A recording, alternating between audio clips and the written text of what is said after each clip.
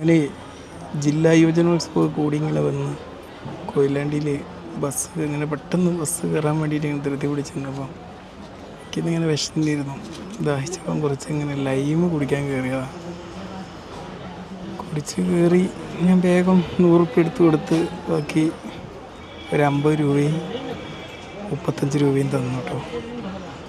അങ്ങനെ ഞാൻ വേഗം എന്ത് ചെയ്ത് ബസ് കയറിയിട്ട് കൊയിലാണ്ടി താമസിച്ചിട്ട് 35 രൂപ ഉണ്ടല്ലോ, ഒരു 50 5 രൂപ ഇങ്ങനെ എടുത്ത് കൊടുത്തതാണ്.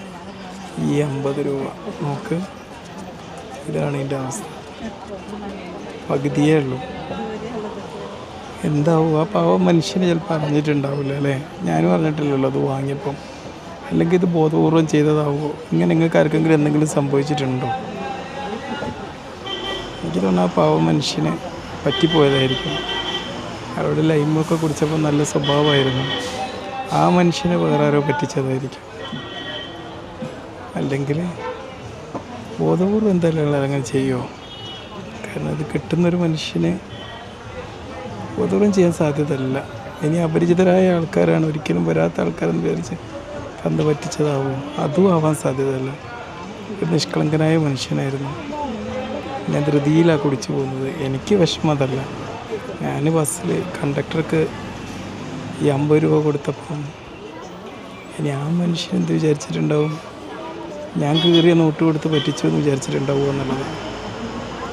എന്താ ഇങ്ങനെയൊക്കെ ചെയ്യുമ്പോൾ നമ്മൾ പ്രതികരിക്കേണ്ടത്? ബസ് കയറിയ മറ്റാൾക്കാർ പറഞ്ഞു, നിങ്ങൾക്ക് ആദ്യം എനിക്കിത് സംശയം മുമ്പ് ഏതോ ബസ്സുകാരതെന്നാണോ എന്നുള്ളൊരു ഡൗട്ട് ഉണ്ടായിരുന്നു.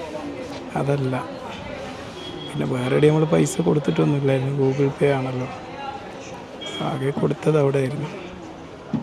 എന്തായാലും പോട്ടല്ലേ, ഒരു 50 രൂപ അല്ലേ.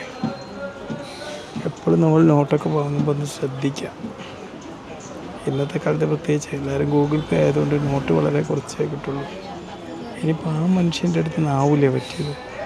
പിന്നെ ഞാനിങ്ങനെ ആലോചിച്ചു, രാവിലത്തെ പറ്റൂല. കാരണം ഞാൻ 100 രൂപക്ക് 65 രൂപേൻ്റെ ഭക്ഷണമാണ് കഴിച്ചത്. അതിൽ 50 രൂപേൻ്റെ നമ്മുടെ ബാക്കിയില്ല. ഓരോന്നിങ്ങനെ ചിന്തിച്ച് നോക്കി, എവിടെ നിന്നായിരിക്കും ഇത് പറ്റിക്കപ്പെട്ടത്? സാധ്യത മുഴുവനും ആ കൂൾബാർ തന്നെയാണ്. നമ്മൾ അയാൾ ബോധപൂർവ്വം പറ്റിച്ചു എന്ന് വിശ്വസിക്കേണ്ട, പറ്റിപ്പോയതാവും. എനിക്കും ഞാൻ കൊടുത്തപ്പോൾ എനിക്ക് പറ്റിപ്പോയതാണല്ലോ, അതുപോലെ തന്നെയാവും ഞാൻ വിശ്വസിക്കുന്നത്.